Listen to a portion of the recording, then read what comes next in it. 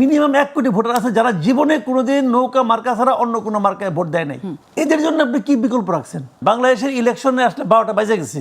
আপনি যে ইলেকশনটা করতেছেন উনি অনেক বলতেছেন কিন্তু ইতিহাসের সর্বশ্রেষ্ঠ নির্বাচন উনি দিবেন, উনি কিন্তু বলেছেন এই কথাটা, উচ্চারণ করেছেন।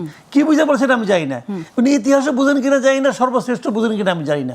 একটা নির্বাচন হতে যাচ্ছে, আপনি একটা কথা মাথায় রাখেন, বাংলাদেশে মিনিমাম 1 কোটি ভোটার আছে, মিনিমাম 1 কোটি ভোটার আছে যারা জীবনে কোনোদিন নৌকা মার্কা ছাড়া অন্য কোনো মার্কায় ভোট দেয় নাই। এদের জন্য আপনি কি বিকল্প রাখছেন? আপনি এদের জন্য কি বিকল্প রাখলেন? একটা নির্বাচন যে আপনি করবেন, সেই নির্বাচনে এটা বিপুল নির্বাচনটা আপনি কার জন্য করবেন? পলিটিক্যাল পার্টির জন্য নাকি সাধারণ মানুষের জন্য? নির্বাচন যদি সাধারণ মানুষের জন্য হয়, আজকে এসি বলেছেন সাধারণ মানুষকে তারা সম্পৃক্ততা চান। যদি সাধারণ মানুষের জন্য নির্বাচন হয়, তাহলে যে মানুষগুলো যাকে ভোট দিতে চায় যখন সেই মার্কাটা ওখানে না পাবে, তাহলে এটা নির্বাচন হলো। এবং এই নির্বাচনটি বহুত বিপদে পড়বে গভর্নমেন্ট, এবং সবচেয়ে বড় বিপদে পড়বে যারা নির্বাচিত হয়ে আসবে তারা। সারা দুনিয়ার কাছে এই নির্বাচন কতটুকু গ্রহণযোগ্য হবে আমি জানি না, আমি বুঝতে পারি না। কারণ 2014 নির্বাচন করে আওয়ামী লীগ ক্ষমতায় আসছিল, ওই নির্বাচনটা খুব গ্রহণযোগ্য ছিল।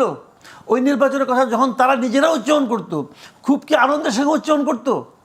তো এরকম একটা নির্বাচন আয়োজন করতে যাচ্ছেন ইউনূস সাহেব, এবং ভাবতেছেন যে ইতিহাসের সর্বশ্রেষ্ঠ নির্বাচন উনি করে ফেলাবেন।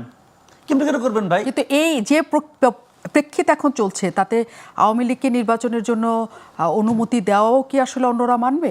এটা তো আমি বলতে পারবো না। আওয়ামী লীগের নিষিদ্ধ আমি কই নাই, ওই ঝামেলা আমার ফেলান কেন? ওটা ইউনূস সাহেব বুঝবে, উনি কী কারণে করছেন, কী করছেন না করছেন উনি বুঝবে। এটা বিষয়টা কি হবে যে নির্বাচনে উনি যে কাজটা করতে যাচ্ছে, এই কাজটা করার পর সারা দুনিয়ার মানুষ কিন্তু উনি যা বলবে তা ওইটাই কিন্তু হবে না, ওটা কিন্তু ওটা হবে না। কিন্তু হিউম্যান রাইটস ওয়াচ কী বলছে যে আগে যা ছিল মানবাধিকার পরিস্থিতি এখন ওরকমই আছে। এটা উনি মানবে যে ক্ষমতা থাকে সে মানে? আগে দেখতাম হাসান মাহমুদ বলতো না ওরা ভুল করছে, ওরা টাকা খাইয়া করছে, বিএনপি তাদের টাকা দিচ্ছে, জামাত তাদের টাকা দিচ্ছে বলছে। এখন কে টাকা দিছে? এখন আওয়ামী লীগ টাকা দিছে। তাহলে এই সমস্ত আন্তর্জাতিক সংগঠনগুলো কি বিরোধী দল থেকে মাল খায়? ভাই এইগুলো জানেন, শোনেন বিষয়টা হলো কি, ওই যে বলে না যে লাও সেই কদু, আসলে ওইটাই। মুখে বলতেছে, কেউ কিছু বলার সাহস পাচ্ছে না, কেউ বলতে পারছে না।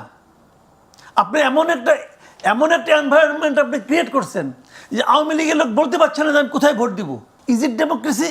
এখন জনগণের সম্পৃক্ততা চাচ্ছে সিএসি। তিনি বলছেন যে সবাইকে নিয়ে তিনি নির্বাচন করতে চান, যাতে দলগুলো আর ব্যাপারে তারা যত না আগ্রহী, তার চেয়ে বেশি জনগণ যাতে 16 বছর যারা ভোট দিতে পারেন নাই তারা যাতে ভোট দিতে পারেন। আপনি বলছেন তাহলে যারা নৌকায় ভোট দিতেন তারা কাকে ভোট দিবেন? সেই প্রশ্নটা তো রয়ে যাচ্ছে, কিন্তু সেই প্রশ্নের উত্তর বা সেই পার্সেন্টেজ ভোটার কোথায় আসলে যাবে সেই উত্তর আমাদের কাছে এখনো জানা নাই।